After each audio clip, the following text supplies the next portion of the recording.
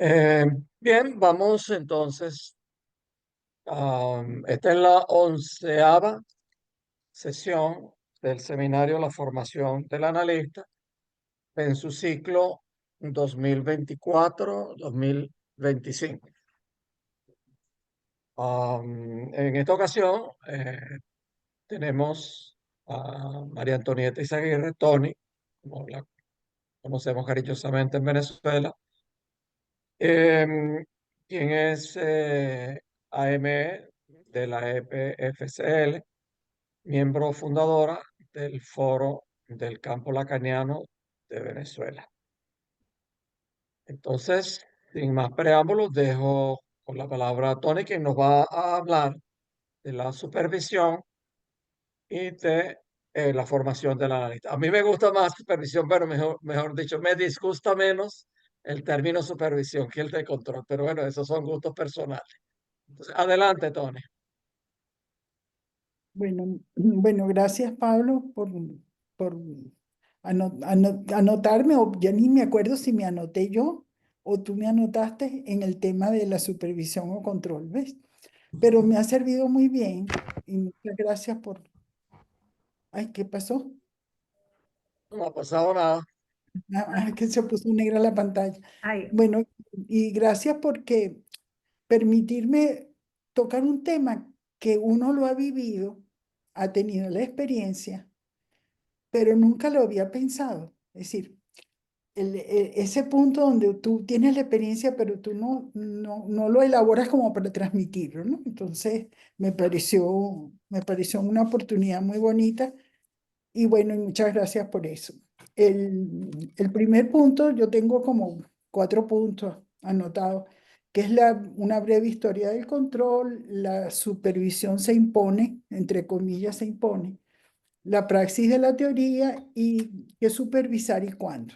Es decir, más o menos son esos los puntos que pienso tratar de la manera como se vayan elaborando. Cuando estaba viendo lo de la historia del control a la supervisión, acudía a textos, vamos a llamarlos antiguos, clásicos, ¿no? Por ejemplo, en el CILICET, en el número 6-7, hay tres artículos que me parecen tan interesantes que los volví a leer, que es el de sobre la historia de la formación de los analistas, de un discurso al otro, la institución dicha del control, y autorizarse, tiempo de impasse y del pase en Freud. De estos tres artículos sobre la historia de la formación de los analistas, cuando una vez yo vi en Caracas, sería en 2005, 2006, no me acuerdo, un seminario sobre la historia del psicoanálisis, y Pedro Pablo justamente tuvo la generosidad y dedicó su tiempo a traducir ese artículo sobre la formación de los analistas. Leyendo esos artículos, más uno de una analista que se llama del año 37 y otro del año 22, de Ellen Dodge, y de otra analista que se llamaba, el nombre de Kovacs. Cuando uno lee eso y estos artículos que son como clásicos, te das cuenta, me puse a pensar realmente cuáles son los problemas cruciales del psicoanálisis, que nosotros solemos decir los problemas cruciales del psicoanálisis, pero los problemas cruciales del psicoanálisis han cambiado según las épocas. Entonces me doy cuenta que todo lo que fue de la historia del movimiento psicoanalítico, que la problemática del control, por ejemplo, ya en 1900, el control se hacía en Freud, en conversaciones, en las sesiones de los miércoles, en paseos por los bosques, etcétera. Pero en el momento en que, en 1918, que Nürnberg decide que se debe formalizar la formación de los analistas, y luego Eitingon en 1920, que fundadores de la Policlínica en Berlín, se les hizo como necesario que esa formación de los analistas tuviera un carácter más formal, ¿verdad? Entonces, esa formación entonces estaba sostenida por los tres patas, por decirlo así, de un taburete, que se ha sostenido hasta los tiempos de ahora, ¿no? Que es los seminarios de texto, que es el control o supervisión, y y el análisis que llamaban didáctico, el análisis personal, ¿verdad?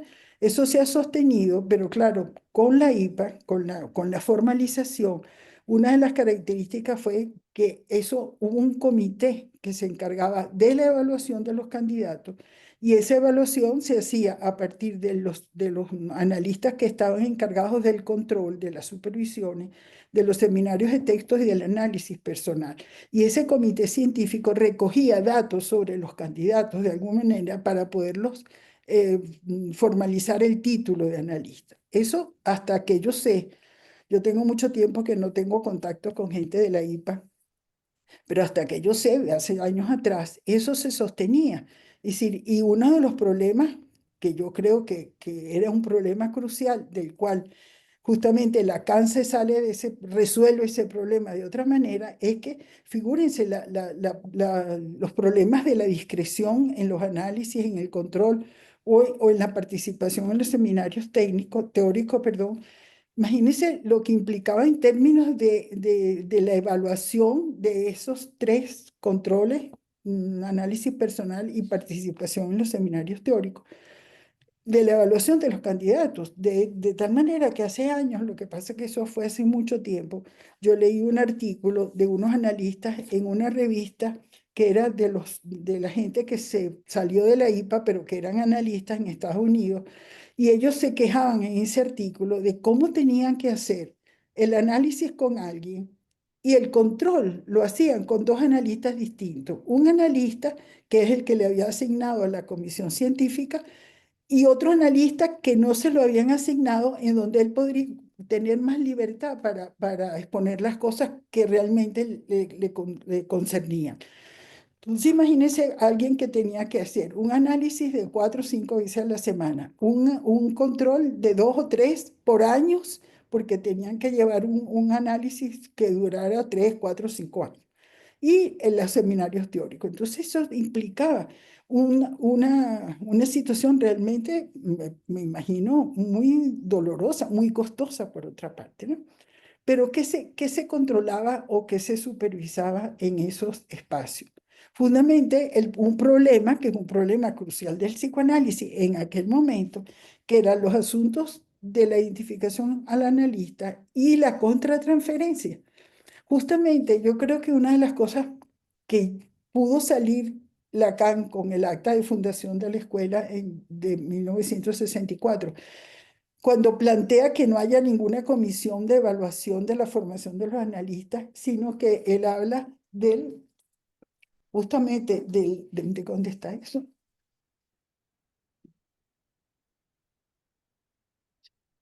Que justamente él lo plantea de otra manera. ¿Se acuerdan que en 1964 él va a decir lo siguiente, ¿no? En el acta de fundación? Dice, los problemas urgentes, estamos en 1964, los problemas urgentes que hay que plantear en todas las salidas del didáctico hallarán aquí el modo de abrirse camino mediante una confrontación mantenida entre personas que tengan experiencia del didáctico y candidatos en formación. Su razón de ser se funda en lo que no se debe velar, esto es, la necesidad que resulta de las exigencias profesionales cada vez que éstas llevan al analizado en formación a asumir una responsabilidad por muy poco analítica que ésta sea. En el interior de este problema y como un caso particular, debe situarse la entrada en supervisión. Como preludio hemos de definir este caso de acuerdo con unos criterios que sean distintos de la impresión de todos y del prejuicio de cada uno, pues es sabido que en eso reside actualmente su única ley, cuando la violación de la regla implicada en la observancia de su forma es permanente.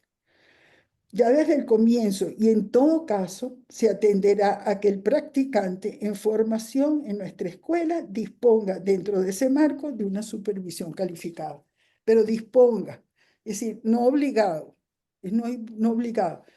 Y al contrario de otros espacios donde se obliga que haya el análisis didáctico, se haya un control, pero obligado y dictado por una lista de personajes, de analistas que podían ser de supervisores y la formación teórica. Entonces, la escuela, evidentemente, debe propiciar, por decirlo así, debe ¿cómo se llama? Fomentar, pero nunca obligar. Y eso me parece que fue crucial en relación. ¿Por qué? Porque si no es una contradicción con el otro, con el espíritu de Lacan, del autorizarse por sí mismo. Entonces, creo que en esa época, hasta que Lacan rompe con eso era uno de los problemas cruciales del psicoanálisis, la formación de los candidatos, pero con un carácter como de obligación y sobre todo de evaluación del candidato. Yo la verdad que la experiencia que tengo en una escuela como la que fundamos en Caracas en el año 85, 83, 85, yo nunca sentí ninguna obligación en ese sentido, pero se fomentaba. Es decir, había que nombrarlo, era parte del control o la supervisión, era parte de la formación, pero nunca una obligación que además tenía que ser revisada. El otro punto que me parece muy interesante, que en todo ese tiempo, como problema crucial, de acuerdo a los textos, era el asunto de la contratransferencia, la identificación al analista y el saber hacer con la técnica. Sí, sí, eran como problemas cruciales. La experiencia que yo tengo en las escuelas lacanianas justamente es que no hay eso. Es decir, ni el problema es otra cosa, que es lo que uno ve a partir del año 64, toda la problemática que Lacan va a tratar de resolver con el pase en el 67, y luego entonces tenemos otros problemas que se presentan, ¿no? El problema del saber, el problema de la verdad, el problema justamente de cómo, de la posición del analista, el asunto del, no la contratransferencia, sino los amarres fantasmáticos del analista. Es decir, es otra cosa. Un momentico, por favor, buscate, por favor.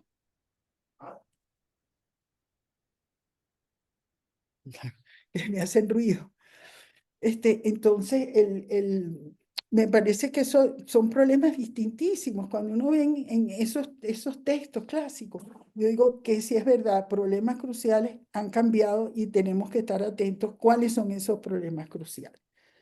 Entonces, el momento que el control se hace una norma para la formación, yo creo que es el momento que ya no estamos en eso y me parece que fue un gran avance por Lacan de que nos liberáramos de esa situación de que era una obligación el control. Mientras que el análisis personal, por supuesto, es como una condición, un requisito, pero yo nunca vi una lista, primero una lista a los cuales me tenía que dirigir para hacer el análisis. Una lista que tenía que escoger en relación a unos analistas didactas que podía escoger. Eso nunca pasó. Y yo creo que esa es una cosa que a lo mejor la gente más nueva o más jóvenes en esto de las escuelas lacanianas no tienen idea de la dimensión de libertad y de respeto que tienen las escuelas lacanianas con relación a otras prácticas de formación. Eso quería marcarlo porque, no sé, me llamó tanto la atención en ese sentido, ¿no? El punto de respeto y libertad y de discreción, porque imagínense que uno estuviera expuesto a que un comité científico evaluara su análisis, su control y su participación en los seminarios para darle a uno el título de analista. Entonces, ese concepto de autorizarse por sí mismo es tan fundamental y tan central en la formación de los analistas con una orientación lacaniana. Entonces, el control entonces es algo más en una escuela, fuera de la discreción del consultorio, hay muchas formas del control. Es decir, el control no es solo la discreción del consultorio, sino que control es también la presentación de un caso en un espacio clínico, control es también las preguntas que alguien haga en un seminario, por ejemplo. Eso es una forma de control, porque es frente a otro algo de lo que se piensa, en lo que, cómo se trabaja, etcétera. Y por supuesto, la escritura o los textos que se puedan presentar en una revista, en la presentación en una jornada, en un congreso. Eso son una variedad de las formas del control, porque justamente es poder salir ¿cómo digo? Salir de uno mismo, por decirlo así, y exponerse al otro lo que uno ha elaborado, lo que uno ha pensado, en dónde está en relación al movimiento psicoanalítico, en dónde está en relación a una escuela, en una comunidad. Entonces, las formas de control son muy variadas y no solamente se limitan a realmente lo que llamaría uno el control o supervisión, ¿verdad? Que es la demanda que uno hace a alguien justamente para la elaboración de su propia práctica clínica. Entonces, cuando decimos la supervisión se impone, que se impone es una expresión de Lacan, porque justamente está la contradicción o la paradoja entre el autorizarse de sí mismo, porque ese autorizarse de sí mismo realmente tiene una gravedad y una dificultad. Esa fórmula tiene eso, grave y dificultoso. El pasaje que hace un analizante de dejar de autorizarse en el otro y ya sea porque le supone conocimiento o porque hay un encaje fantasmal en ese otro. Entonces, es autorizarse para algo que lo distingue de todos los demás, pero implica una soledad, la soledad del acto. Y eso es lo más cerca que uno puede decir de lo real en juego de la formación del analista. Agregaría el vaciamiento de la suposición de saber. O sea, el autorizarse de sí mismo implica el encuentro con un real y que tiene que ver con la soledad del acto analítico, pero también un vaciamiento de la suposición de saber del otro. Y más bien una situación en relación al saber que tiene que ver con la verdad propia. Eso no es fácil. Autorizarse de sí mismo es un momento, por lo menos yo lo viví así, es un momento del propio análisis y que te sorprende cuando te autorizas. No sabes ni siquiera hasta que después te das cuenta que eso es lo que se dice, que es la autorización de sí mismo, autorizarse de sí mismo. Entonces, ¿qué? Cuando tú has hecho ese paso, no sé si lo tienes claro o no lo tienes claro, pero te autorizas a supervisar. Entonces, pareciera contradictorio, es decir, te autorizas al acto por ti mismo y sin embargo acudes a otros para demandar una supervisión o un control, como lo quieramos llamar, ¿ah?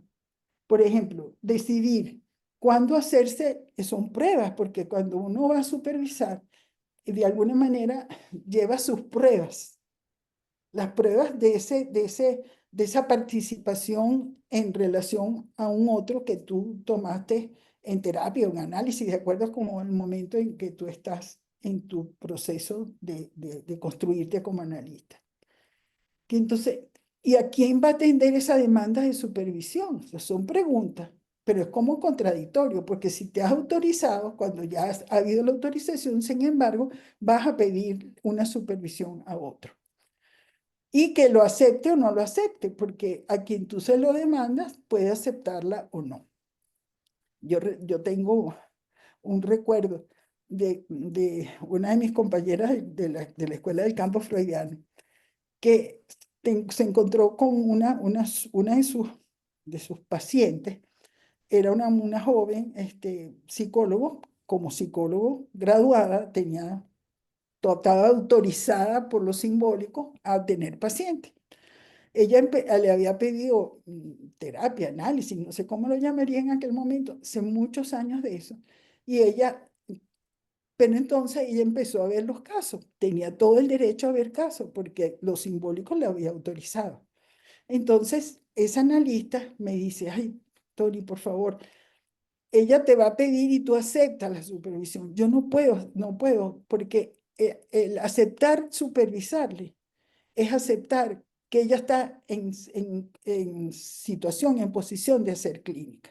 Entonces nos dividimos, usualmente en aquel tiempo, como había una recomendación en aquel tiempo de que uno se analizaba, se supervisaba con su propio analista, esta muchacha, oyendo todo eso en la escuela, sencillamente le pidió supervisión a su propio analista, pero la analista sabía que ella no podía ni siquiera autorizar a supervisar. Entonces, nos cambiamos los roles en el sentido que yo pasé a hacer supervisión, porque si no era autorizar desde el análisis que esa muchacha empezara a hacer clínica. Entonces, uno a veces se encuentra con ese tipo de situaciones donde la demanda de supervisión no es tan sencilla y demandar una supervisión no es tan sencillo tampoco.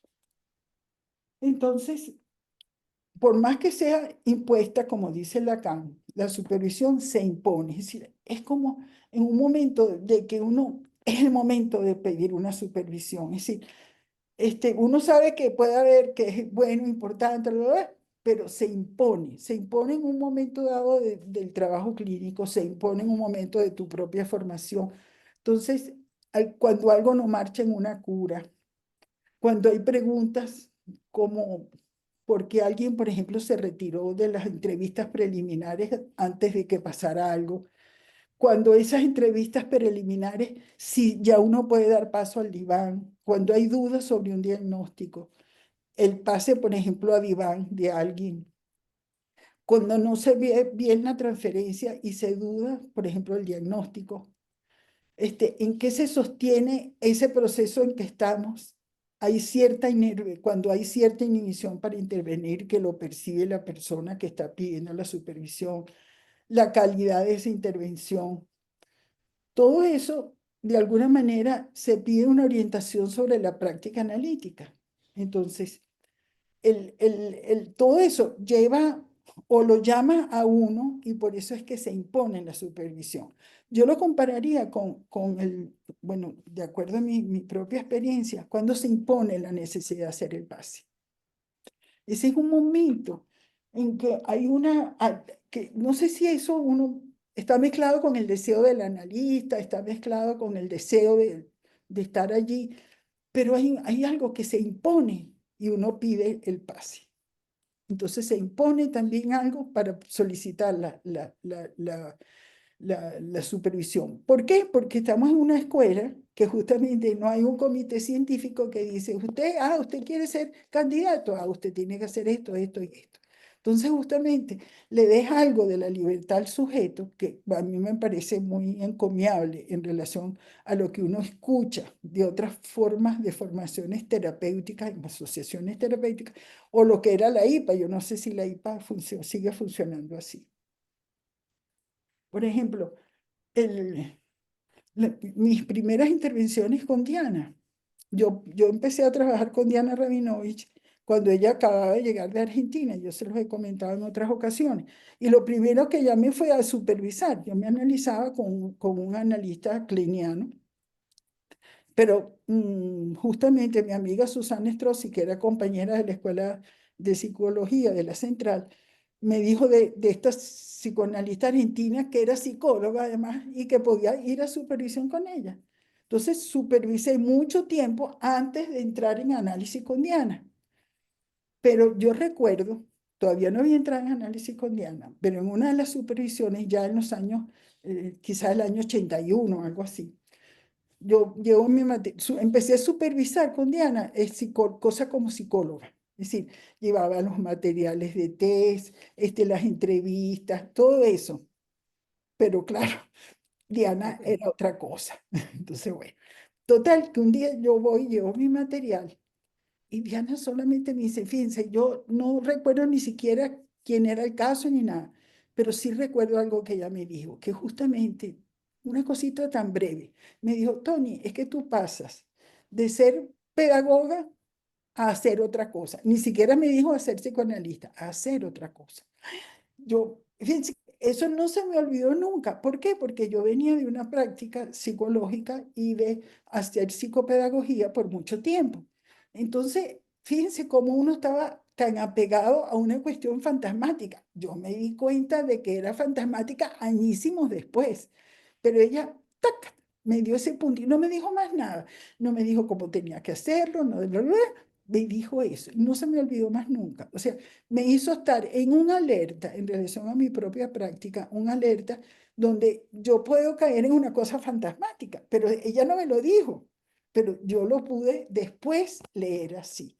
Entonces, a veces esas intervenciones son maravillosas cuando uno tiene ese punto de poder decir algo a alguien que le pidió a uno supervisión poder decir algo diferente, que no es de la técnica, no es de nada, no es del conocimiento, es del saber. Entonces, me parece eso tan inolvidable para mí, ¿no?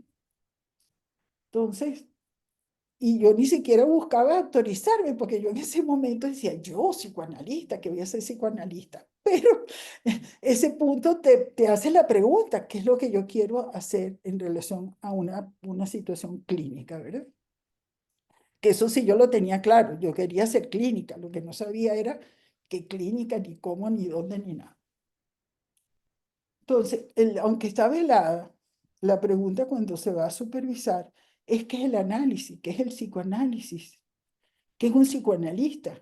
Entonces, eso uno tiene que como que escucharlo cuando uno acepta una demanda de supervisión. No es solamente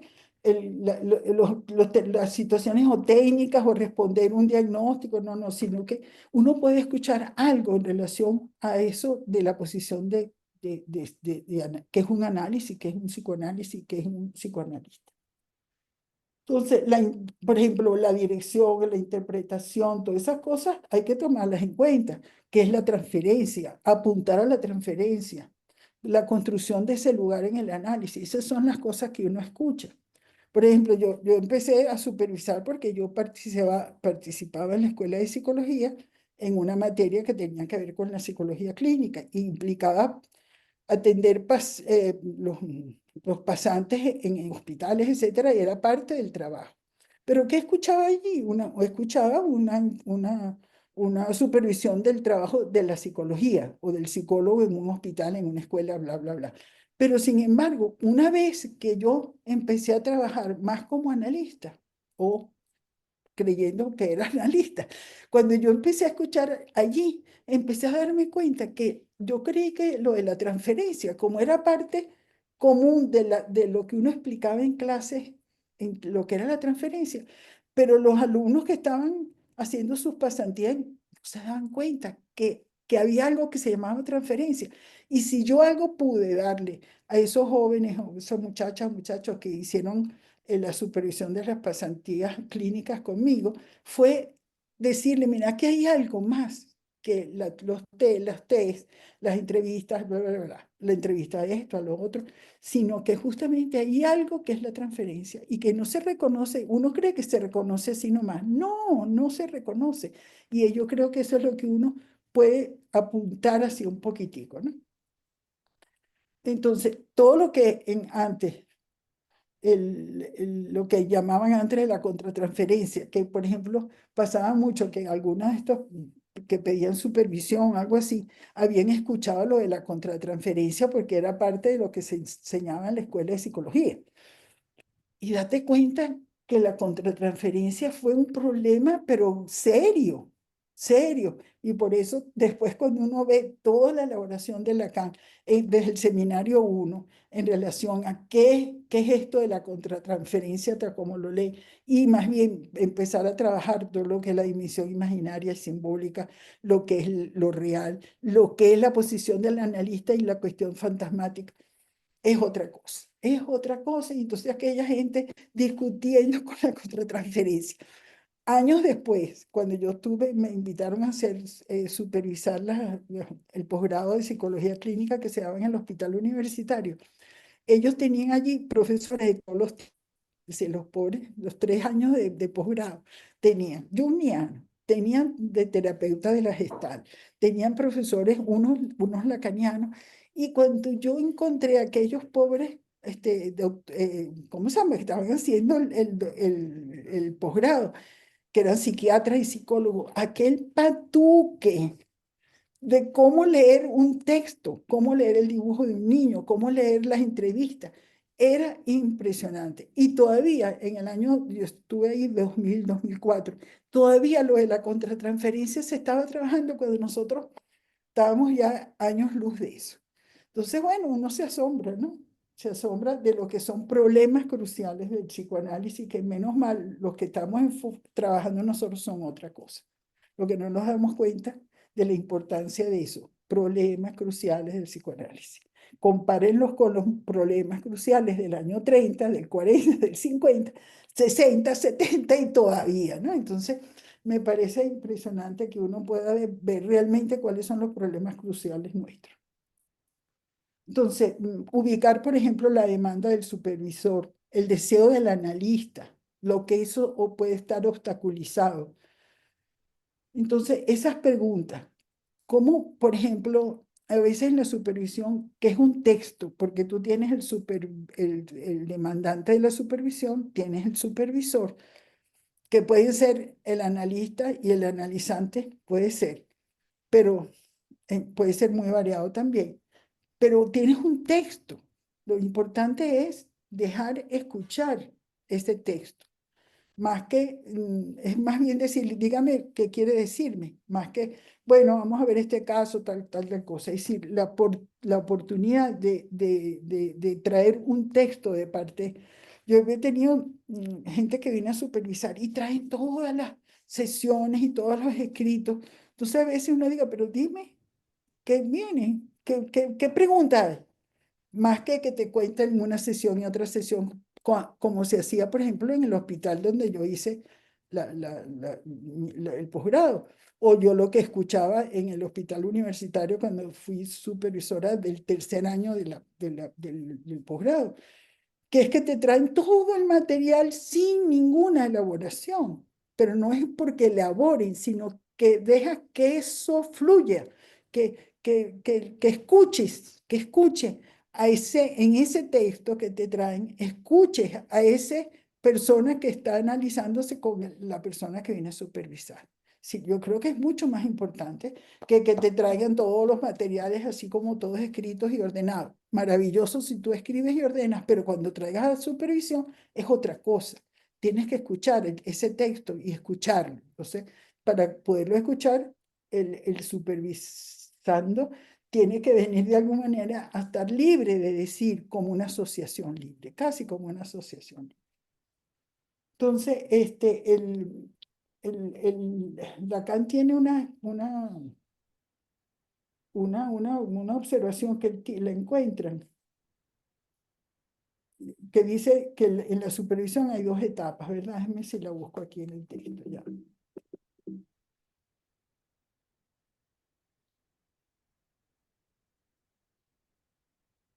Lo que puede llamar la praxis de la teoría, ¿no? En un control hay un primer tiempo, hay un segundo tiempo cuando vienen a supervisar. Es el momento de estar en el lugar de analista, presente en el acto, y otro en el aprecú del acto. O sea, cuando uno está como supervisor, viene alguien que estuvo presente en el acto analítico y cuando viene a la supervisión está en un aprecú del acto. Entonces, el momento del control es de construir ese momento segundo. Hay que enfrentarse a la soledad del acto, a la transmisión del acto, al testimonio del acto. Esos son dos tiempos, ¿verdad? El material que se trae a supervisión es un texto. Hay que leer más que dar significación. Tenemos el analista supervisor, el analista analizante, eh, que puede ser es decir, es el problema. Es decir, cuando tú eres analista del que viene a supervisar, yo creo que hay una posición un poquito distinta a un analista que a quien le demanda una supervisión de alguien que no tienes en análisis. Hay como situaciones un poquito distintas que yo creo que hay que saber distinguir, ¿verdad? Pero en todo caso, en un caso o en otro, hay que leer o indicar que el supervisado lea el texto y no se presente a dar significaciones. Es decir, tienes un texto y tú tienes que escuchar ese texto. No es solamente que vienen con todos los datos de las sucesivas entrevistas. Entonces, Lacan hablaba de dos tiempos. Dice, una primera etapa, cuando el supervisante es como los rinocerontes. Eso lo consiguen en el seminario 23, la página 17, creo, sí. La página 17 del seminario 23, ¿dónde lo tengo? Aquí está.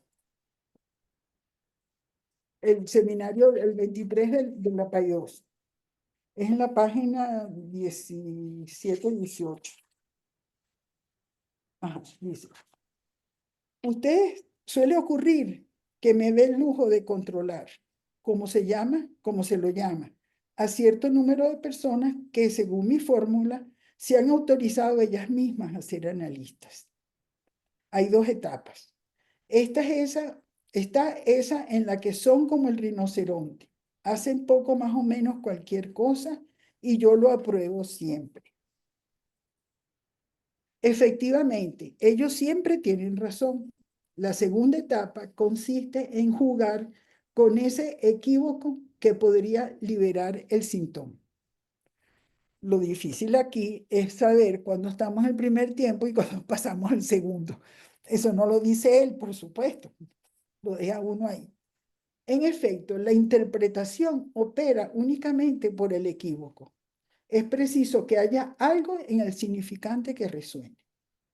Resulta sorprendente que esto no se lo haya presentado de ningún modo a los filósofos ingleses. Los llamo así porque no son psicoanalistas. Creen con una convicción inquebrantable que la palabra no tiene efecto. Se equivocan, piensan que hay pulsiones. Bueno, no piensan que las pulsiones son el eco en el cuerpo del hecho de que hay un decir. Ahí donde está esa famosa frase en relación a las pulsiones. Entonces, esa primera etapa es una etapa donde justamente uno no tiene que decir nada, dejar que la gente traiga, bueno, hice así, hice asado, dije esto, yo entendí aquello, ta, ta, ta.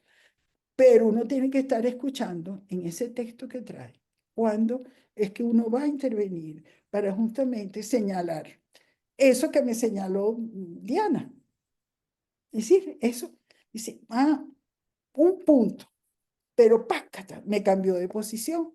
Entonces, si uno logra tener ese, yo no diría sabiduría, ese tacto, que uno pueda estar en esa segunda etapa. Yo lo veo ahora clarito. Tuve una primera etapa larguísima donde yo llevaba y traía, bla, bla, bla, bla, y una segunda etapa que empezó cuando Diana me dijo, mira, ¿por qué pasas de esto a esto? Qué interpretación maravillosa. Pero yo no sabía que era una interpretación, pero me cambió algo en mi acto. Entonces, de eso yo creo que es de lo que ojalá uno tenga la sabiduría de poder hacerlo sí en todas las posibilidades de supervisión que uno tiene, ¿no? Entonces, dice, para el segundo tiempo, cuando se trata de jugar de cierto equívoco que podría liberar el síntoma, se pasa del no importa qué, que es lo que dice Lacan, no importa qué lo que hagas, a importa cómo. No importa qué, al importa cómo lo haces. Todo lo que hacemos o decimos tiene sentido en un après-coup, es ir a sus efectos. Y de ser posible, si es posible, haber hecho un error de interpretación, pero el acto psicoanalítico, si bien es un sin perdón, sin circunstancias atenuantes, no es sin recursos. Y hay que hacer del error algo fecundo. Pero justamente para hacer algo fecundo no tiene que continuar con otra supervisión. Es decir, en una supervisión no se resuelve todo. Y si tú puedes darte cuenta, oye, metí la pata aquí, aquí no debí adelantarme de esto, ta, ta, ta, pero tú para poder resolver y aprender o hacer algo con ese error, tienes que seguir supervisando. Entonces, yo creo que la supervisión es aunque no sea obligado, aunque no sea empujado por nadie, creo que es muy importante la continuidad en la supervisión, en solicitar la supervisión, en sostenerla. Se puede, como les digo, con el propio analista y con otros analistas. Yo creo que cuando es el propio analista, tiene ventajas y desventajas, ¿verdad? Pero yo creo que se puede hacer variantes. Bueno, uno tuvo esa posibilidad de supervisar bastante y continuamente con su analista, pero también la misma Diana y después mi otros analistas siempre me animaron a supervisar con algunos franceses que venían a darnos algún seminario en aquel momento que se podía hacer esas cosas aquí. Y si no, cuando uno iba a una jornada, a un encuentro, pedía supervisión. Yo realmente creo que aproveché mucho de eso. Para mí fue siempre muy satisfactorio esa posibilidad, ¿no? Evidentemente, en las supervisiones uno puede sugerir lecturas también. En vez de uno hacer una corrección de algo, uno puede decir, bueno, ¿por qué no lees tal cosa o tal otra? Facilita, ¿verdad? Eso es parte, yo creo que del trabajo de supervisión, pero que nunca se sienta como una posición de sujeto de saber, un sujeto, sino que no se sepa, nunca parezca como conocimiento, que aparezca más por el lado del saber, pero del saber así como nosotros llamamos el saber, que está en falta, que no es absoluto, sino que otro ejemplo, y ya con esto termino, por ejemplo, cuando nosotros en la escuela del campo freudiano fundamos una asociación se llamaba Fundanalítica, que empezamos, eso fue en los años 88, más o menos, que hubo hubo una ola de adicciones y de cuestiones de droga, y se fundó una asociación que se llama Fundanalítica, donde todos los analistas de la escuela del campo freudiano colaboramos ad honorem con la institución. A mí nunca yo había recibido adicto. Primero, realmente me sentí que de alguna manera colaboraba con la institución, pero también, bueno, era un campo que yo nunca no había explorado, por decirlo así. De hecho, de esa experiencia yo supe que yo no quería trabajar con adictos. Pero tomé un paciente y justamente entre los invitados franceses que vinieron a apoyarnos en relación con con Funda Analítica, vino uno y yo, pues, por supuesto, aproveché y hago mi supervisión. Entonces, el tiempo que pude conseguir para la supervisión, porque todos nos anotábamos, entonces, claro, la lista era muy grande y el pobre hombre venía una semana y estaba loco entre sus conferencias, sus cosas, ¿verdad? Y además poca gente supervisando. Entonces, yo hago la supervisión y a mí no me dio tiempo de cambiar el bolívares en dólares. Entonces, yo fui un poquito apenada a la supervisión, pero estaba apenada no solo por el dinero, sino porque era un sujeto completamente nuevo en el que yo estaba, que no tenía idea. Entonces yo superviso, claro, no, le advertí que no iba a poderle pagar y él me dijo, no, no importa, no se preocupe. Entonces, esa supervisión me mostró algo que yo no veía, que yo estaba tratando a ese joven adicto, muchacho joven, 22, 23 años, como un niño. Fíjense otra vez, siempre es el punto de mi fantasmático, pero él no yo no me acuerdo qué dijo, no me recuerdo. Yo sé que me di cuenta, epa, lo estoy tratando como un niño. Entonces, más nada, él se fue para París, qué sé yo, como meses después, no sé si al año siguiente, que hubo un encuentro en París y yo fui y le fui a pagar. Entonces él me dijo, ni se acordaba bien de las cosas. Yo le dije, no, yo le debo este dinero. Y entonces le expliqué, era el caso tal. ¿Y cómo le fue? Yo le dije, bueno, creo que fue muy útil esa supervisión. Entonces me dijo, recibo el dinero. Entonces, ven, es decir, son cosas que son del lado del acto analítico, y eso es lo que yo quería transmitirles, es decir, que a ponerse en el lugar de supervisor no solo es autorizarse a hacerlo, sino que desde dónde uno lo hace. Bueno, eso es lo que yo quería decir. Gracias, Tony. Bueno, me surgen muchísimas preguntas, pero no puedo hacerlas todas. Tengo que comenzar por algunas. Para los que vienen por primera vez, em, siempre después que el ponente o la ponente hace su presentación, el interlocutor, en este caso yo, pues hace algunas preguntas, comentarios, entonces tenemos un intercambio inicial antes de pasar al debate, pues con la sala abierta.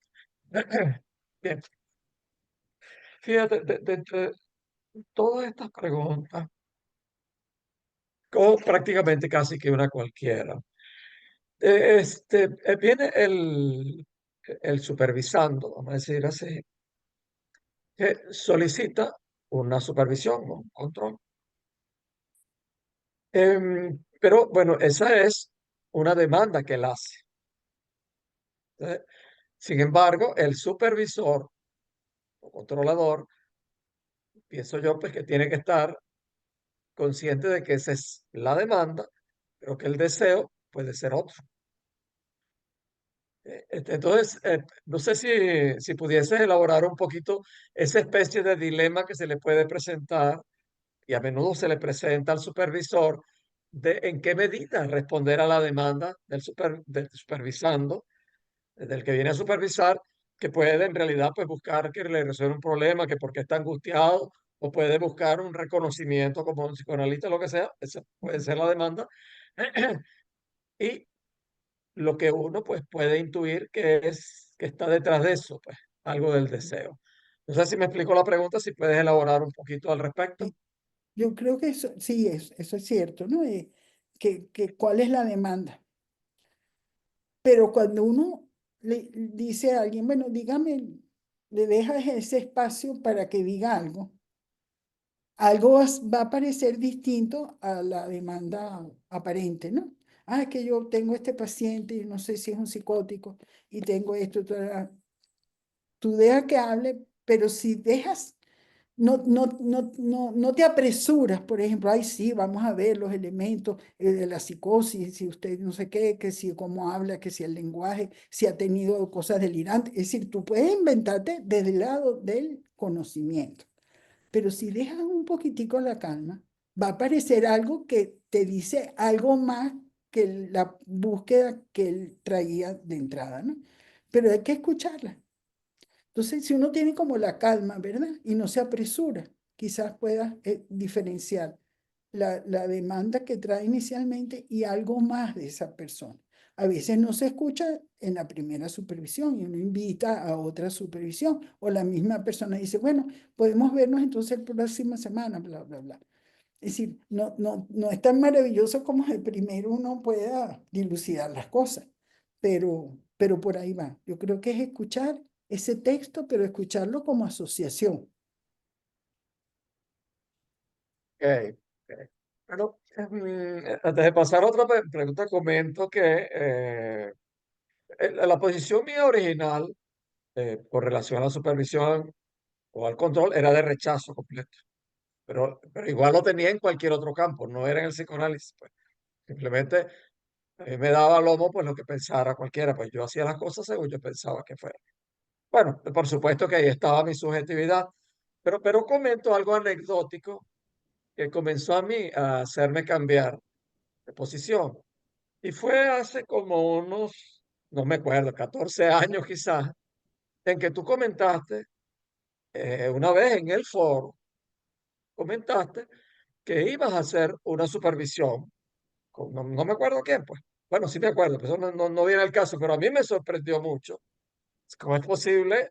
Aquello me hizo a mí reflexionar, me movió, pues, ¿cómo es posible que María Antonieta, que yo piense que tiene todo el saber del mundo y toda la experiencia que va a estar supervisando con nadie, y de repente dice, sin problema, que va a supervisar con alguien? Entonces, eso a mí comenzó a hacerme cambiar con relación a la supervisión y al control. Bueno, ha pasado mucho tiempo, ha corrido mucha agua debajo del puente de aquel tiempo. Mira, eh, de entre numerosas otras preguntas, haré una, pues dejaré otras para más adelante. Quería pedirte si puedes extenderte nuevamente sobre la expresión, la praxis de la teoría, y aplicada obviamente al tema que estamos hablando, que es el de la supervisión o el control. Pero me explico un poquito el por qué hago la pregunta, pues.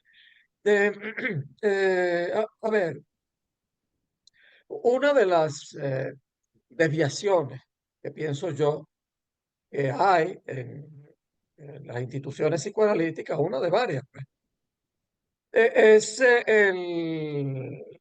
a ver, algo que pudiéramos llamar el demasiado saber bibliográfico.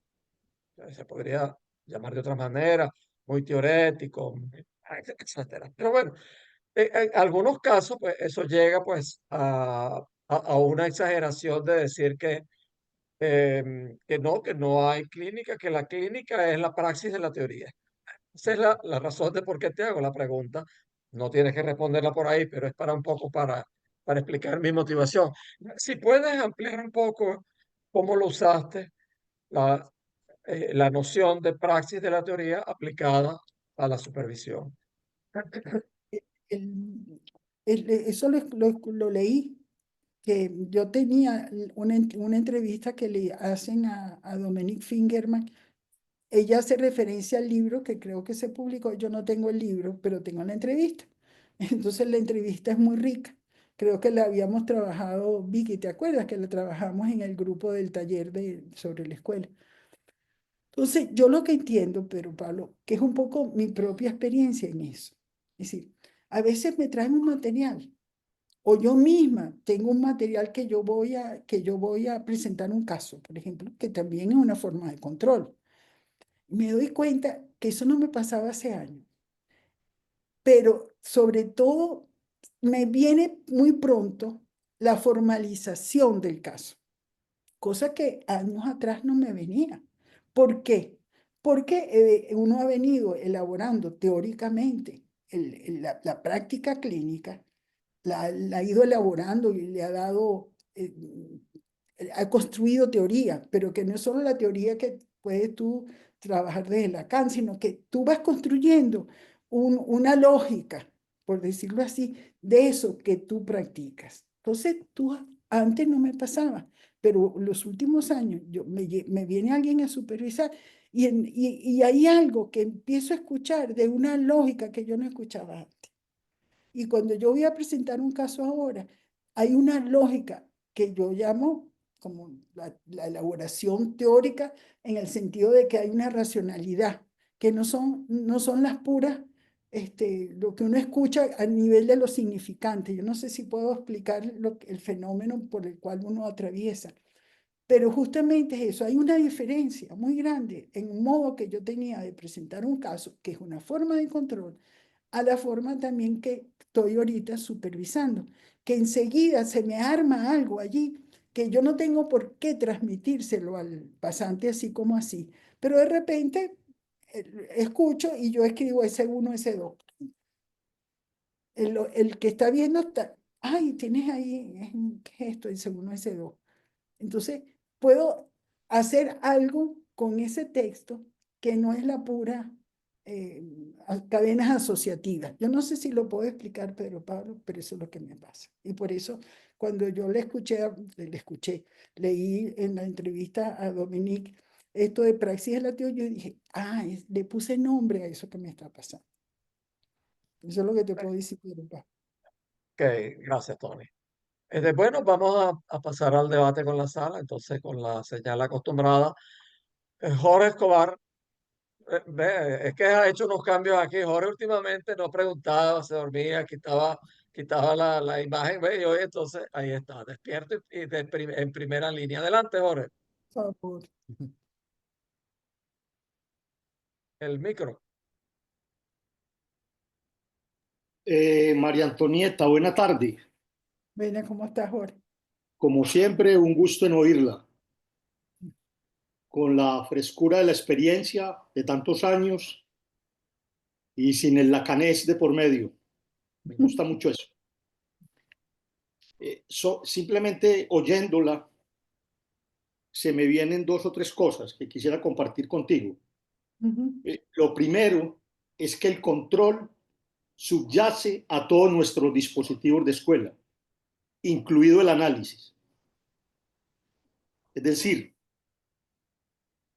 el control como tal, como dispositivo clínico, el pase es una forma del control institucional, el cartel y el análisis, porque yo creo que lo que está de fondo es el control del acto y el control del psicoanálisis. Y cuando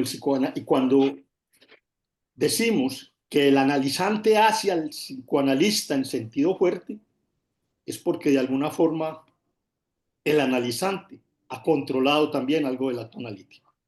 Entonces quería señalar eso. Quería señalar también que en este se impone, está también en todos los dispositivos. Se impone para un sujeto en determinado momento tocar la puerta de un analista. A mí se me impuso el ser analista. Yo no pensé nunca ser psicoanalista. A mí se me impuso el deseo. Se me impuso la necesidad de ir al pase. Bueno, y en algunos casos se me ha impuesto la necesidad de la supervisión. Entonces, ese se impone viene del lado del sujeto, no del lado del otro, y yo creo que es lo que nosotros recogemos en nuestra forma institucional, y por eso la apuesta de Lacan produce un eco muy grande y una potencia, porque en el fondo lo que está como articulando todas estas formas del control, todas estas formas del se impone, es la suposición de saber. Y quería señalar por último, porque lo dijiste, yo no sé si pensado, pero una tesis de Lacan de por qué el analista es dos. Cuando tú dices el analista en su acto y el analista que en el apre Q va a controlar su acto. Es decir, el analista es dos porque el que está en el análisis, pero aquel que piensa con otro, en este caso el supervisor, piensa en el psicoanálisis y piensa en el acto. Era eso, María Antonieta. Yo creo que eran más dos comentarios que preguntas, pero Muchas gracias, Jorge, siempre tan preciso. Ok. Bien. Vicky Esteves, directamente desde Saint-Leu-la-Forêt. Ajá. Lo pronuncié más o menos. Sí, está muy bien. Bueno, gracias, Tony. No me voy a extender en los agradecimientos porque quiero rebotar sobre lo que acaba de decir Jorge. Que era un punto que me parecía súper interesante el que tú trajeras los puntos cruciales eh, en cómo se había pensado el control a medida que se avanzaba, no desde el lado de la cura, ni del lado del pase, ni nada de los puntos cruciales que siempre los ponemos por allí. Eso va con, o sea, lo relaciono con lo que dijo Jorge, que el control, allí se condensa, o sea, se, mm, está la esencia de lo que es los puntos cruciales del psicoanálisis. Me pareció algo muy acertado y muy, muy poco oído, pues, que se hablara de los puntos cruciales a través de cómo se concibe el control. Eso. Muchas gracias. Así. ¿Comentarios, Tony? No, me parece, me parece muy bien que más que no había pensado como el control como un punto que nos diferencia además. Es decir, que si hay algo que nos particulariza en relación con otras corrientes, con otras formas analíticas también, va a ser esta cualidad de la formación que hace las escuelas lacanianas diferentes. Sí, a veces uno metido en el rollo y en esto y lo otro y el problema y el SIG y el no sé qué y la orden y no sé cuándo, nos olvidamos de cuáles son los puntos cruciales. Ok, bueno, tomando este punto de los problemas cruciales del psicoanálisis, me gusta mucho la referencia que has hecho porque en cierta forma lo has aterrizado, porque por lo menos para mí siempre ha quedado un poco como una frase enigmática. Aquel que puede testimoniar o decir algo sobre los problemas cruciales del psicoanálisis porque está en la brecha de atravesarlos o de enfrentarlos, qué sé yo. Entonces, pero fíjate que tú has hablado, si mal no recuerdo, como en distintas épocas. Tú podrías decir tu percepción de hoy, cuáles podrían ser hoy en día los problemas cruciales del psicoanálisis, en tu percepción, por supuesto. Yo creo que sobre todo toda la cuestión alrededor del deseo del analista, del pasaje del analizante analista, Yo creo que todavía nos falta mucho como afinar en ese sentido, ¿no? Por ejemplo, eso que marcaba tanto o Vicky o Jorge, que cómo valorar vamos a llamarlo las instituciones de las escuelas lacanianas, el PASE, el cártel, los espacios clínicos, es decir, el control. Es decir, que no nos damos cuenta que eso son cosas tan fundamentales que todavía hay que darle giro. Porque uno cree que los problemas cruciales del psicoanálisis es cómo nos enfrentamos al mundo capitalista, cómo cambiamos de discurso. Y yo creo que me parece que a veces nos olvidamos de lo esencial que son estas cosas.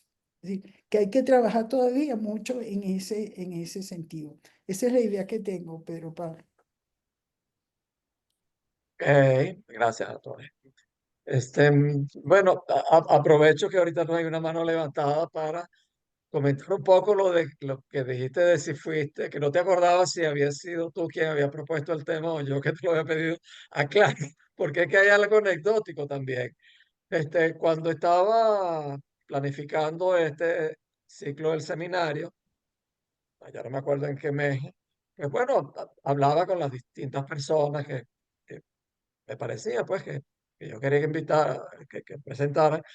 Entonces, bueno, yo en general trato de darle libertad pues a cada cual de que presente lo que quiera, pues relacionado obviamente con nuestro tema. Pero como buen obsesivo, pues a veces, entonces yo complazco a todo el que me dice, sí, quiero esto, sí, sí, y sí, entonces resulta que me habían dicho sobre el mismo tema, Gladys, Julieta López Leato, que no la veo hoy por acá, y tú, y entonces después me viene ese compromiso, conche, le dije que sí a tres, menos mal que no era matrimonio. Entonces, pues tuve que ponerme a echar cabeza, que había sido la primera y con mucha pena, entonces decirle a Gladys y a Julieta, conchale, mire, me perdona, pero yo tuve este lapso, pues. Pero es que es una característica mía de obsesivo, de querer todo el tiempo estar complaciendo. Bueno, este, mm, em, ok, adelante, Constanza. Tony, bueno, muchas gracias. Gracias. ¿Cómo estás? Eh, me parece súper interesante todo lo que has traído y bueno, por ahí es como un comentario. Y este punto que me parece como muy valioso que has dicho, ¿no? Como esas diferentes formas de supervisar. Eh, Me parece que, ¿no? Esos distintos espacios eh, en donde uno piensa el psicoanálisis, tal vez esa expresión, ¿no? De la supervisión se impone, si la podríamos, pensaba, no la ampliemos más allá de que a cada sujeto se impone pensar el psicoanálisis. Y eso es lo que se impone pensar el psicoanálisis, eh, o por lo menos no así, y en las distintas formas, pensarlo, como vos lo decías, a través de intentando encontrar la lógica de un caso o en los distintos espacios, y, y de algún modo ese pensar el psicoanálisis no es, ¿no? En la soledad, es el acto, tal vez, pero es junto a otro. Entonces hay distintos dispositivos, por nombrar los distintos espacios en donde no, me parece que se impone ese otro momento de poder pensar algo de eso, si no nos quedaríamos tal vez con la idea que hay un dominio. Entonces es, ¿no? Este analista 2 que lo puede pensar y como ese espacio para pensar el psicoanálisis, no solamente el caso, digamos. Me había parecido interesante, ¿no? Esa vertiente, como lo habías traído. No, y que uno lo ve en gente que viene que no tiene que ver con las escuelas lacanianas, que por casualidad lo encuentran a uno, y yo voy a supervisar. Ese punto que yo creo que es el deseo de saber más el deseo de analista, que se conjugan, porque Mm, se impone, si de verdad que viene con una fuerza, que uno se asombra, pero no a todos les viene esa fuerza, digo yo.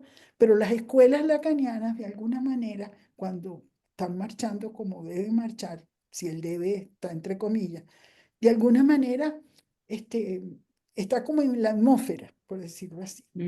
Mientras que la escuela de la Gestal, la asociación Gestal, yo porque conozco gente que se ha formado en la escuela de la Gestal y a veces vienen y supervisan, pero no hay esto, no hay esto, ahí hay no sé, una cancelación, para usar ese término que ahora como que está de moda, ¿no? Hay una cancelación de algo que tiene que ver con el deseo y el deseo de saber y el deseo del analista que no está ahí.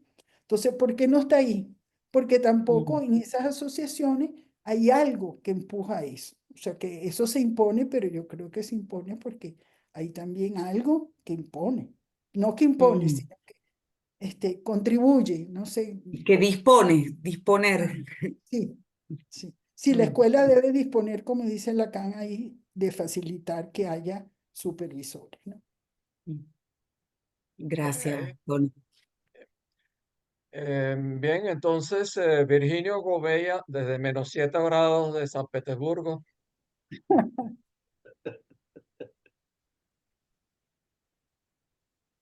El micro, Virginio. Buenas noches.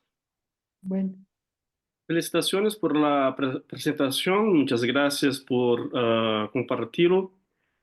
Ah, usted habló, entre otras cosas, de la autorización que el analista debe, digamos, reconocer en sí mismo.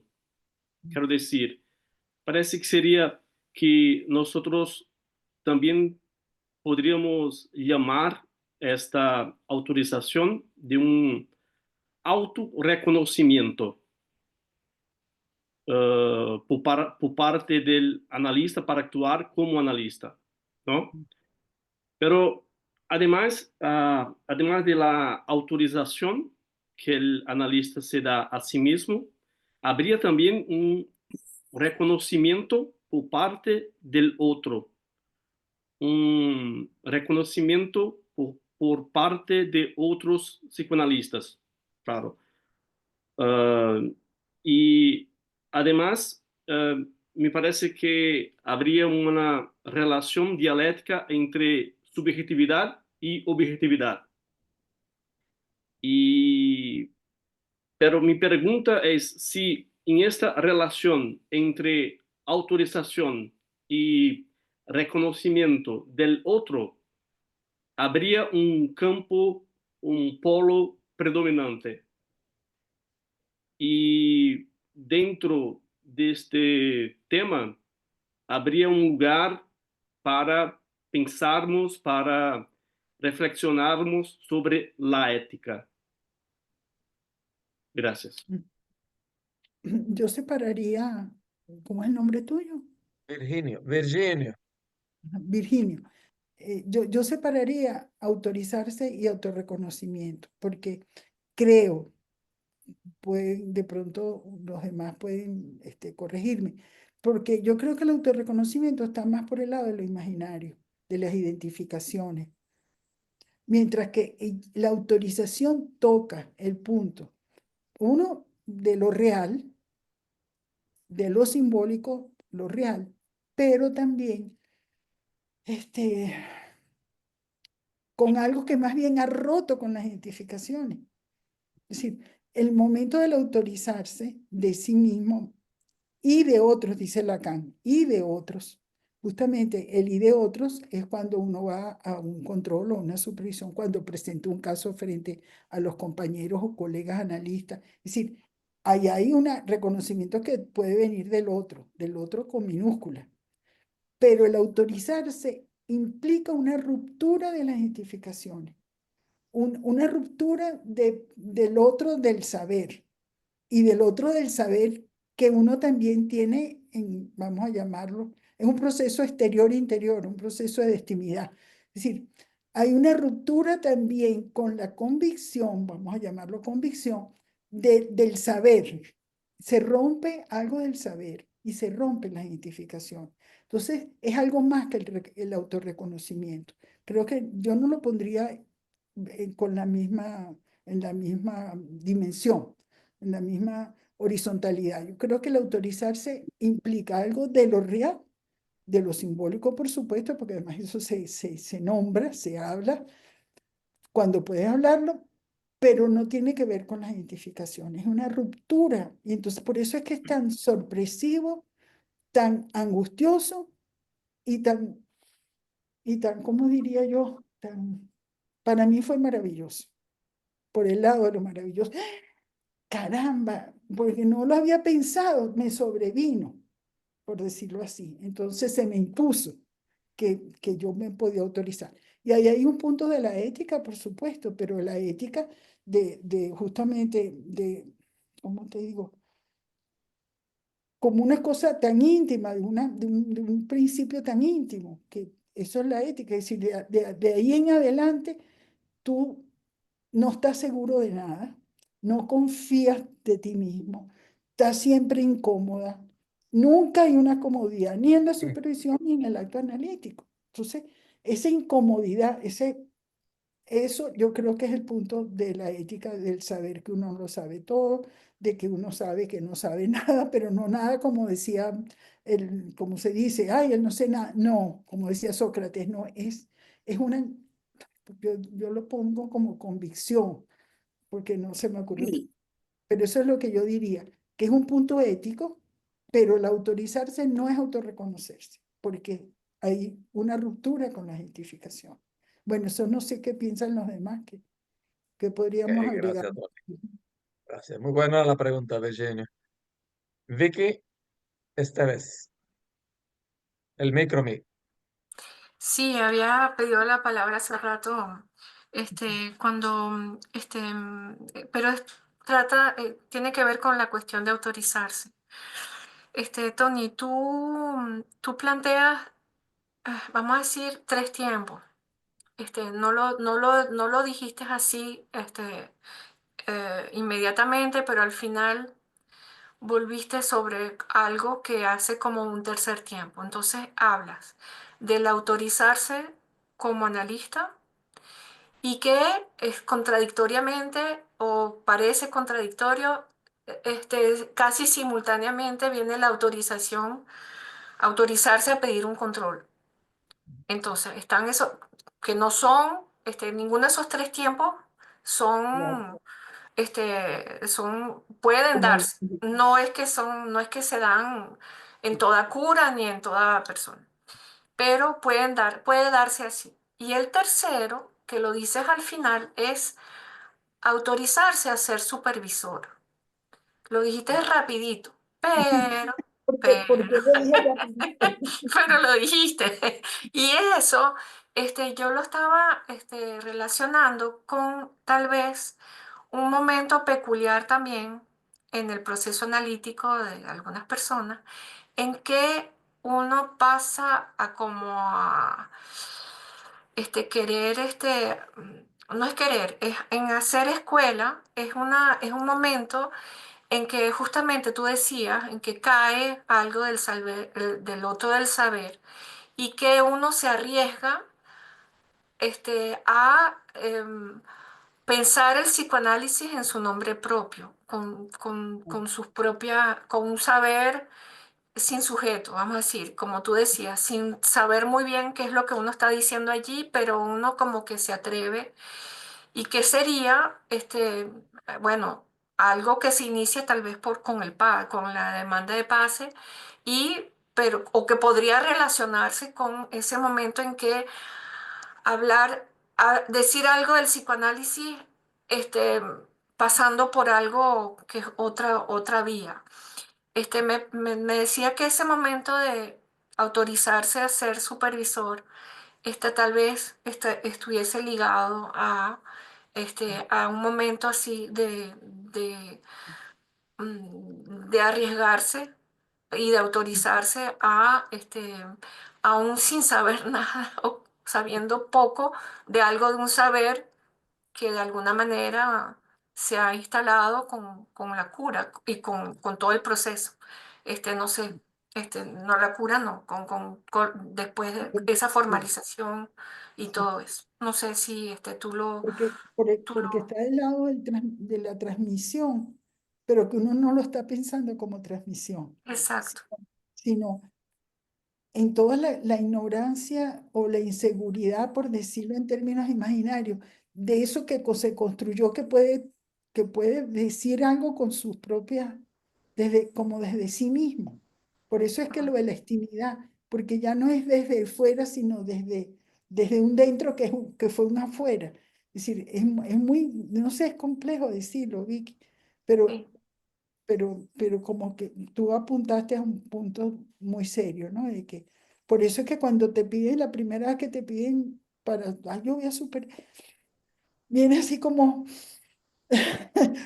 Sí. y no del lado del podré o no podré, sino del otro lado. Porque uno se puede decir, yo podría hacer eso, que es la primera cosa que uno le viene, podría hacer eso, pero no es del lado del poder, del permiso, no es del lado del permiso. Ok. Bueno, cuando dice el permiso, con la autorización, también, no es del lado del permiso, la autorización, ese punto que también que lo traes por ahí. Gracias, gracias, Tony. Ok. Antes de darle la palabra a Estela, que se le bajó la mano, quería aprovechar un comentario que hiciste ahorita, Tony, en la respuesta a Virginio, que es ese colocarse, ese momento en que uno se coloca en el no sé, no sé qué pasa, tengo inseguridad, no sé qué voy a hacer. Bueno, lo dijiste en otros términos, eh, pero que tiene que ver entre otras cosas, con aquel aforismo de Lacan, de que cuando el analista cree comprender es que no entiende nada, o al revés, cuando el analista cree entender es que no comprende nada, no ha entendido nada. Y tiene que ver con algo que comentábamos el día pasado, que yo le ponía un término que es el respeto por el síntoma. Es como yo lo llamo. Es decir, el analista no se apresure a hacer diagnóstico del caso y a pensar apresuradamente que ya entendió. Entonces, eh, bueno, más adelante pues comentaremos sobre eso. Stella Casanova, Bueno, muchísimas gracias, Pedro. Me alegra haber podido estar aquí hoy y escucharte una vez más, Tony. Y más que una pregunta, tal vez es un comentario, porque me parece tan bonito el trabajo que has traído hoy y es como un estatuto diferente en relación a la supervisión, cuando se marca del lado como un acto. Me pareció muy interesante poder pensarlo, ¿no? La supervisión desde allí, con sus matices, por supuesto, pero ¿a qué apunta una supervisión? Creo que eso me pareció muy interesante, al menos para escucharlo por primera vez, o vincularlo, ¿no? Un poco como lo que traía Jorge, si bien es cierto que la supervisión, el control, el análisis están dentro de lo que sería la formación del analista, ver la supervisión como ese punto, ¿verdad? En donde puede producir un viraje, en retomar el deseo del analista, en retomar la conducción de eso que se puede desviar en algún momento de la cura, ¿no? Que está haciendo el sujeto que la solicita. Y lo otro, ese lugar que marcas diferente de cuando se pide supervisión al analista a otros analistas, que sí hay una distinción, ¿no? Y estas diferentes formas de control. Los que te escuchamos en la Universidad Central de Venezuela, pues produjo efectos y algunos de ellos estamos aquí, ¿no? Entonces, eso es también muy lindo, como esa transmisión que se hace no solamente del caso, sino cuando se presenta un trabajo. La primera vez que yo entré a un aula y te vi de parada dibujando el grafo del fantasma, yo decía, yo siempre lo digo porque para mí es un episodio muy particular, muy singular. yo vi el grafo y dije, yo me equivoqué de clase. No, yo me equivoqué de clase. Yo no estoy en la escuela de psicología. ¿Yo a dónde entré? Y bueno, aquí estoy, entré. Gracias por el trabajo, Tony. Ok,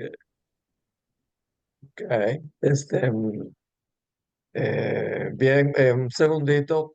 Eh, bueno, otro milagrito que lograste, Tony, fue que Beatriz Zuluaga regresara, que nos tenía abandonados como por 3 o 4 sesiones seguidas. Yo soy un amigo muy impertinente, así que, bueno, ya he aprendido a soportarme. Pepa, estás invitada cordialmente a preguntar e intervenir. Yo sé que tú haces intervenciones y preguntas muy buenas, así que esperamos, pues. Adelante, digamos,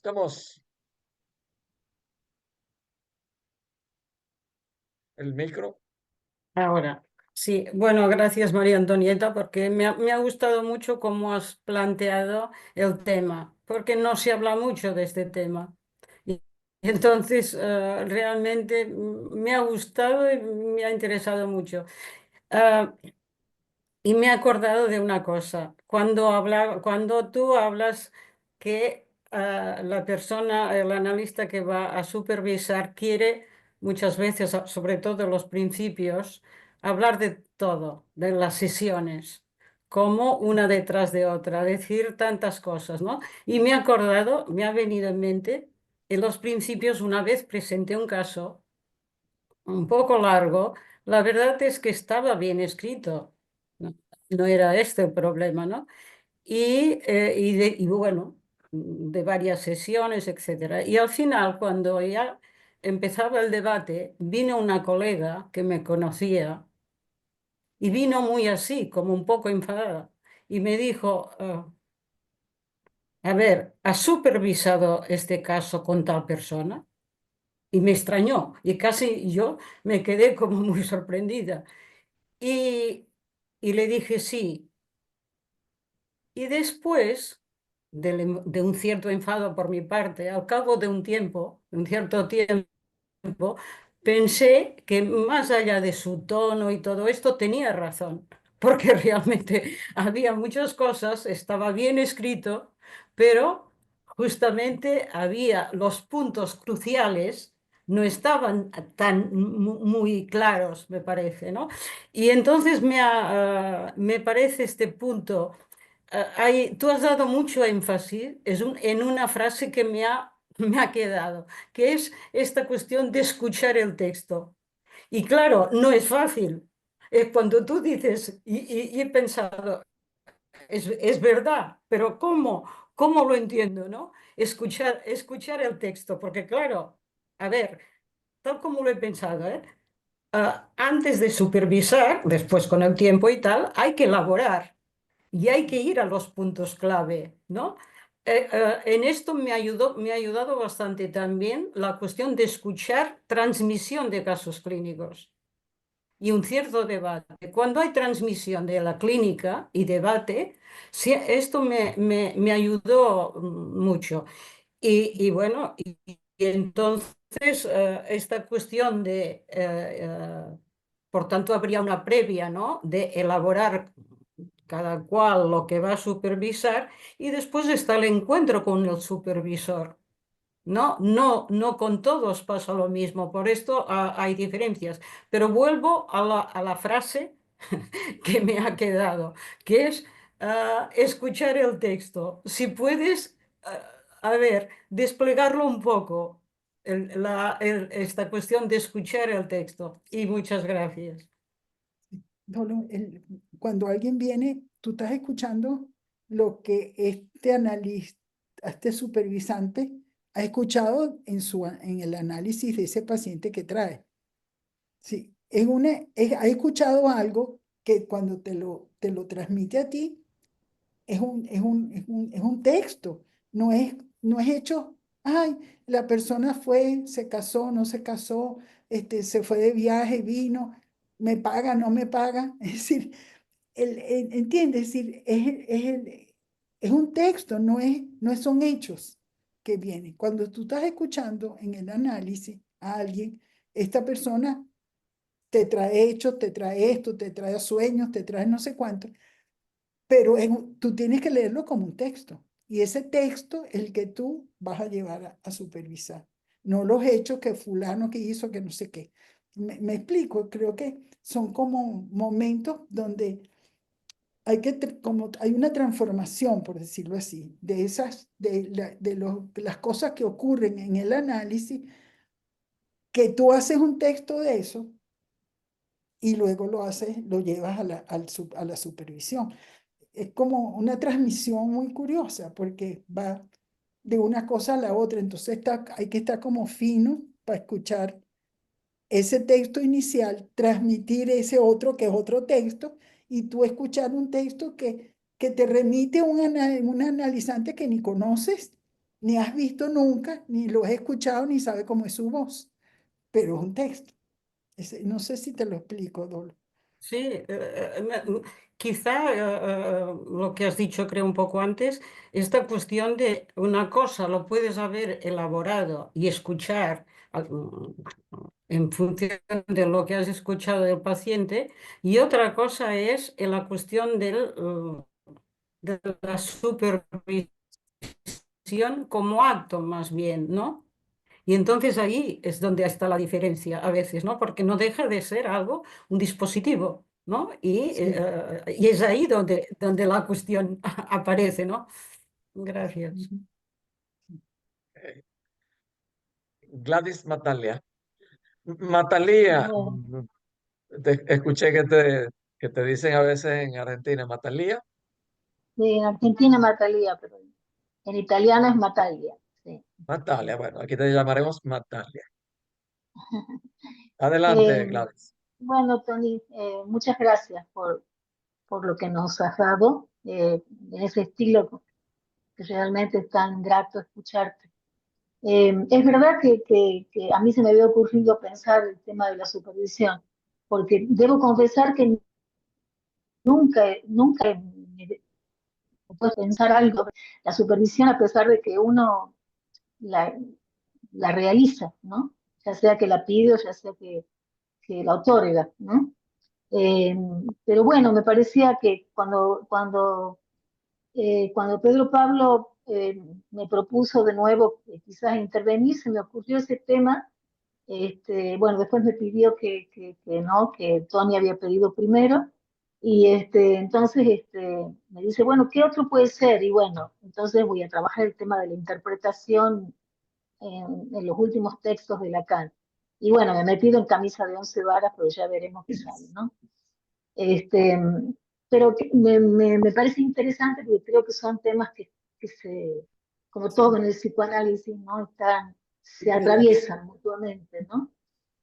Porque pensaba que justamente el gran cambio que Lacan propone frente a toda esta historia que vos has planteado también, Tony, de la historia de las supervisiones en otros momentos del psicoanálisis, justamente me parece que lo que Lacan nos enseña todo el tiempo, y desde el principio de sus textos, es la lógica de, del sujeto vallado, ¿no?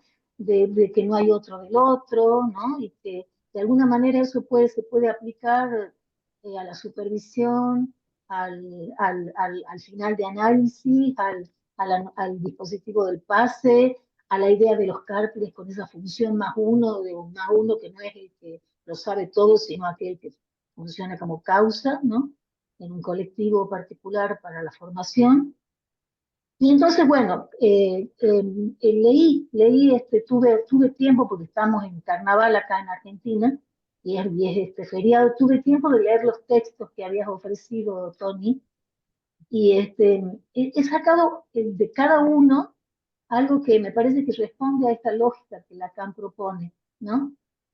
Colette Soler dice el mantenimiento de la ignorancia, ¿no? Pareciera que en la supervisión hay como una especie de exigencia, de propuesta de mantener siempre ese punto de ignorancia. Es un texto antiguo de Colette Soler, supongo que quizás ahora lo diría de otra manera. Laurent habla del borramiento del yo y del borramiento del nombre. Me pareció muy interesante esto, ¿no? Y de Sal, al final dice, es un espacio para pensar y poner a prueba el deseo del analista. Y bueno, me parecía que de alguna manera todos llevaban ese punto, ¿no? De una pregunta por el deseo del analista. Que a lo mejor cuando alguien demanda una supervisión, no está demandando teniendo en cuenta esto, pero me parece que el oído supervisor o la destreza del supervisor, de si es que oído. podemos hablar de destreza en un término muy capitalista, pero de alguna manera es poder llevar a alguien a preguntarse sobre el deseo, ese deseo, ¿no? Del analista. Y en relación al borramiento de nombres, les voy a contar una anécdota que yo he tenido cuando era muy jovencita. Me encontré muy pronto, con la idea de trabajar sobre el tema de la psicosomática, ¿no? Y eso fue, digamos, cuando yo estaba en la escuela de Leol, que es la escuela que pertenece a la AMP, ¿no? A nivel mundial. Y entonces me había, no sé, infatuado de alguna manera, ¿no? Trabajando este tema de la psicosomática y bueno, y pacientes con psicosomática y presentaba casos sobre psicosomática. Hasta que un día, bueno, trabajo con un paciente con una enfermedad muy complicada, una artritis reumatoidea, ¿no? Deformante, y lo trabajo, ¿no? Lo trabajo siempre de la psicosomática, con todos los conceptos del fenómeno psicosomático, con todos los lineamientos. Y un día en un encuentro internacional que fue, ¿no? Así como lo hacemos nosotros cada 2 años en la AMP, que se hacía en Caracas, justamente, le pedí supervisión a uno de los textos, de las personas que están en los 3 textos que nos has ofrecido, y yo trabajé el caso y le mostraba todo lo que había encontrado, y qué sé yo, qué sé cuánto, y este supervisor me dijo, eh, pero esto no es una psicosomática. Quedé así totalmente dividida, y me dijo, ¿por qué no va más allá? A ver, ¿qué es este sujeto más allá de tener una artritis reumatoidea, ¿no? Y la verdad que para mí fue un antes y un después. Verdaderamente, me parece que fue para mí la supervisión más rica que tuve, la más dolorosa, porque había encontrado una forma de nombrarme en el campo del psicoanálisis, ¿no? Con especialista de alguna manera. Bueno, la verdad que es muy interesante, me parece que es un lugar muy apropiado para pensar eso, ese borramiento, ¿no? Del yo y del nombre, ¿no? Este, que eso me parece que es fundamental tenerlo en claro, ¿no? Y te agradezco, bueno, que hayas propuesto el tema para trabajarlo, porque la verdad que uno no lo trabaja mucho este tema. Muchas gracias, precioso el ejemplo, bellísimo. Gracias, Gladys. Pepa, adelante, Hola, Pepa. buenas noches.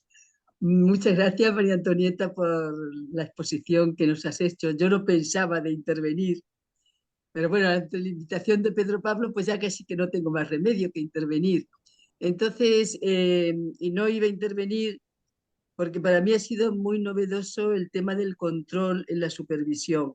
Es la primera vez que me enfrento con ese concepto, sea de control, y creo que tengo que elaborarlo más para saber un poco de qué va y qué impacto tiene la persona que supervisamos algunas veces ese control, porque no lo había pensado. Sí es cierto que quizás no lo había pensado, pero lo había sentido por lo impactada que me había sentido en algunas ocasiones ante la supervisión, sobre todo cuando se trata de estas cuestiones de la transferencia, de cómo te has podido sentir una sesión, que has pensado después. Entonces, me parece muy interesante ese concepto, pero tengo que reelaborarlo más. ¿Verdad? Solamente quiero decir eso, que me parece una aportación muy interesante y en qué sentido la persona que supervisa puede estar sintiéndose controlada, creo que en un sentido como muy positivo, porque también como que puede estar cuestionándose cosas de una misma, ¿no? Entonces me parece muy interesante y voy a seguir pensando en el concepto. Muchas gracias. Ok. Gracias. Gracias, Pepa. Mira, aprovecho de comentar, de volver al concepto de la imposición, de lo que se impone, que lo comentaste tú bastante, lo comentó Jorge Escobar también. Ese contraste tan grande que hay entre algo impuesto a algo que se impone desde adentro, que es otra cosa. ¿Eh? Y que yo no había pensado eso, en que en la supervisión efectivamente, o el control, como lo llamemos, hay ocasiones en que a uno se le impone eso. Y no me refiero a casos que puede, pues haber casos en que uno se angustie o que, no sé, pues tenga algún problema técnico, está bien, pero es otra cosa y que es del orden de algo que se impone, en lo que estoy muy de acuerdo contigo y también en los comentarios que hizo Jorge.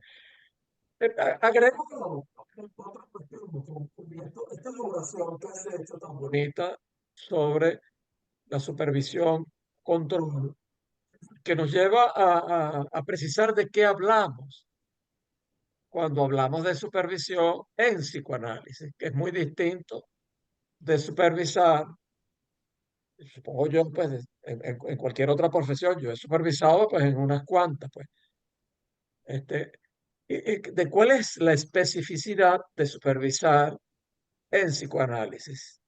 Entonces, te voy a hacer una pregunta un poco más, no lo voy a llamar erudita, pero sí más elaborada, más artificiosa. A ver, fíjate, hay algo curioso que, em, que me venía a colación en la lectura de algunos de los textos que enviamos. Y que bueno, no es curioso, pero es una manera de decirlo, pues que señalaba Olet, parafraseando a Lacan, que es el único lugar donde el sujeto eh, eh, eh, para ser no piensa, eh, piensa. Pero al mismo tiempo es donde no puede dejar de decir sé, yo sé, en referencia al sujeto supuesto saber. Es decir, por una parte está eso de que al estar en el acto, pues no puede estar en el yo pienso, ¿eh? Pero al mismo tiempo no puede evitar estar en el sé que le coloca el, el paciente, el analizante, pues.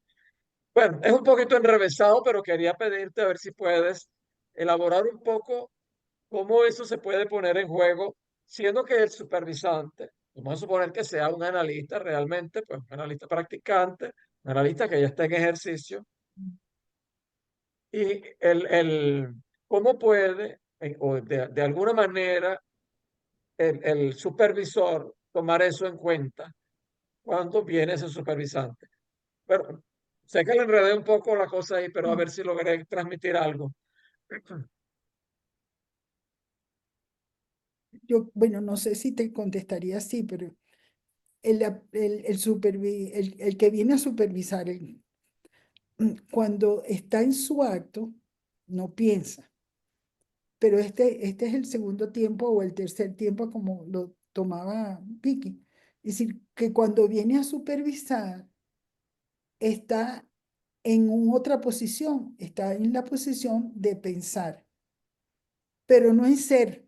Se me ocurre esto, es decir, está en la posición de pensar porque él ha elaborado algo, escogió tal material, porque no escogió esto, porque escogió un sueño del paciente y no escogió otra cosa.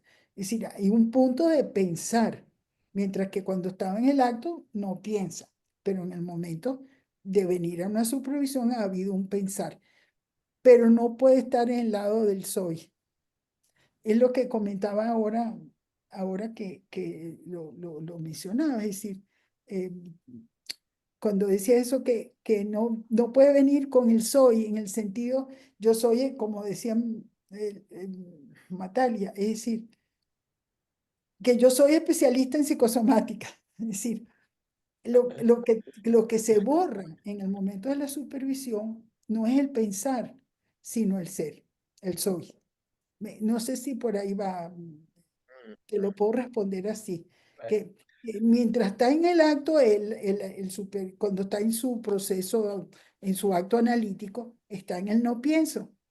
Pero cuando viene con X material que escogió, porque él hizo una elección de lo que trae, qué texto traigo, un sueño, no sé qué, este hecho, yo intervine de esta manera y la respuesta fue esta. Es decir, hay un pensar allí, pero lo que no puede venir es con el ser, porque tiene que venir como en blanco, no sé, te digo en blanco en el sentido que se borra el ser. ese- Sí, no sé, se muy enredado. sí.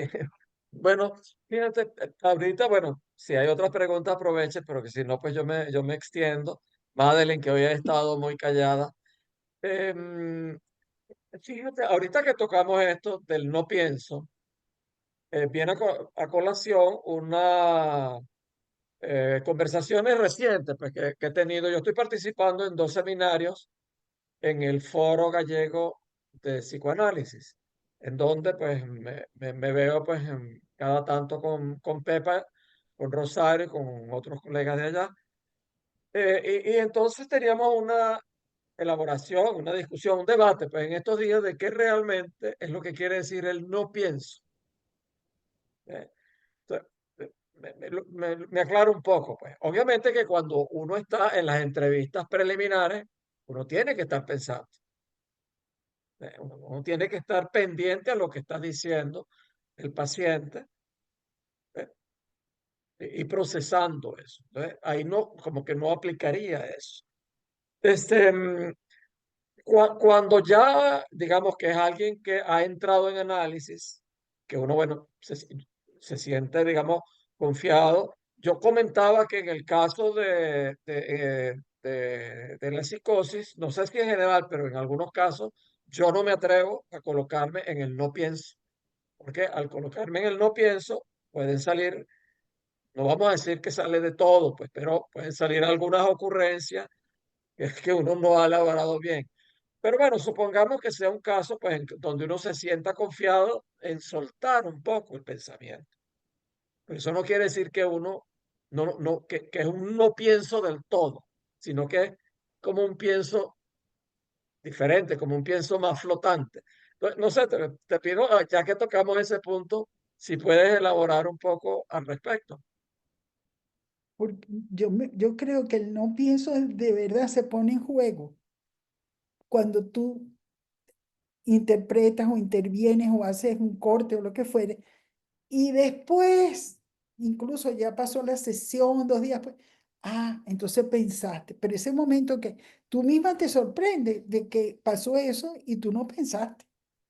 Yo creo que, porque de resto tú estás escuchando, pero estás escuchando en eso de la atención flotante, que entre comillas, pero no estás pensando, no estás, esto es por esto y esto significa esto y esto vamos a darle el sino que justamente el no pienso se pone en acto cuando haces una intervención X que no sabes ni de dónde salió. Después que te das cuenta o no te das cuenta nunca.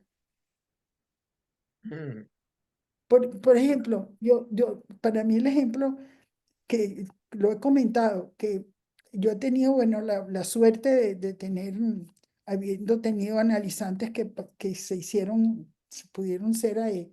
Y cuando yo les escuchaba los testimonios y que comentaban algo de una intervención mía, yo me asombraba. ¿Qué? Eso pasó, ¿entiendes? Pero tuvo efecto. Y entonces eso que pasó, no sé cómo pasó, pero ese momento fue de un no pienso. Entonces tú dices, oye, qué cosa, y ahí es donde acaba, como si los astrólogos de repente ven las estrellas, el sol, no sé qué, las constelaciones, y dice, oye, eso era el no pienso. Entonces, eso es lo que te puedo decir, pero Pablo, ok. porque de verdad uno No, está allí y por supuesto escucha, pero tienes que evitar estar diciendo, esto es por esto y entonces esto debe ser una psicosis, porque esto, sino que estás ahí. eh, Bueno, algo yo comentaba en esta sesión reciente donde estaba Pepe Rosario. Es que claro, pues a menudo pues el paciente pues se trae mucho de la palabra vacía, pues, mucho del bla, bla, bla, bla, bla, bla, y uno no se puede como concentrar minuciosamente en todo eso que dice porque se No, pierde. Hay que soltarle un poquito. Bueno, Margarita Santizo la veo que está ahí levantando la mano. Y que quieres hablar, Margarita, bienvenida. Hola, bueno, es un tema apasionante. Me gustó mucho, tal como Tony lo presentó. Nos ha hecho recordar muchas cosas. Es verdad que todos los dispositivos de escuela tocan el control, pero es que la supervisión y el control, es verdad, en los tiempos contemporáneos se habla muy poco. Y escuchar hablar de esta manera desde los principios, pero que es muy actual todo lo que ha dicho Tony. Me ha gustado mucho, de verdad. Es un tema que en principio parece que no va a dar de sí y es que es muy extenso y por lo que estáis abriendo ahora toca muchas más cosas de la posición del analista en el acto, al antes y el después. Bueno, y el acto de supervisión es genial, me ha gustado mucho. bueno, me alegro Sí, es una sesión que me ha estado deleitando la oreja. que todos hayamos aprendido algo. Eso es lo más importante. Sí, más que ponerme a pensar, pero sí que me quedo pensando. Muchas gracias, de verdad. Pero Pablo, Este, no, es hora de bueno, que... algo, perdón, adelante, Tony. No, no, que sí, ya es como que es Ok, hora de que... sí. Algo un poco anecdótico. Como saben ya, pues los que están acostumbrados a vivir, pues a venir al seminario, pues aquí el humor tiene un lugar, pues el humor. Luego, es descontracturado, pero riguroso, como dicen Gladys y Constanza. No, bueno, cosas ligeras, pues, que aquí hay varias colegas que hablan gallego, pues, o que son gallegas, pues, como Margarita. Pepa, me imagino que tú, pues, hablas gallego, pues, completamente. Rosario no es gallega, pero debe haber aprendido, pues, ya a esta altura. No, es que me acuerdo que Virginio Gouveia, que es brasileño, que ha comenzado a venir, pues es bienvenido. Que el portugués y el gallego, pues frecuentemente, pues los colegas brasileños, pues cuando hablan con los gallegos, pues se entienden a la perfección. Ah, bueno, el día pasado que estaba presentando el Inés Barros, Margarita Santizo ahí pues nos impresionó, pues ahí hablando en gallego con el Inés le respondía en portugués. Entonces, Virginio, no sé si está ahí, tiene la cámara apagada, pues, que si se acerca al foro gallego vas a encontrar allá quien te va a entender perfectamente. Tú hablas en portugués y ellos te responden en gallego y se entiende perfectamente. Está bien, entonces, em, bueno, veo muchas caras complacidas.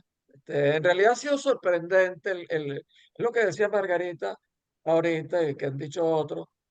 Todo lo que se puede decir de eso cuando se intenta conceptualizar la supervisión, aunque conceptualizar en psicoanálisis es problemático, porque en psicoanálisis hay mucho que no se presta a la conceptualización, en el sentido de que los conceptos son elementos lógicos.